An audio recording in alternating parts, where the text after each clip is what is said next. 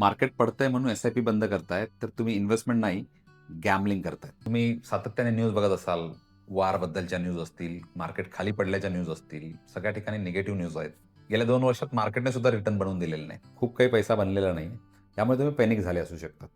परंतु मार्केटमध्ये इन्व्हेस्टमेंट ही तेव्हा गेली पाहिजे, ज्यावेळेला मार्केट खाली आहे. लक्षात घ्या, खरी वेल्थ ही बिअर मार्केटमध्येच तयार होते. जेव्हा मार्केट वाढतं, तेव्हा युनिट्स महाग असतात. तेव्हा आपण एस-आय-पी चालू ठेवतो. परंतु खरा इन्व्हेस्टर हा बिअर मार्केटमध्ये ओळखला जातो.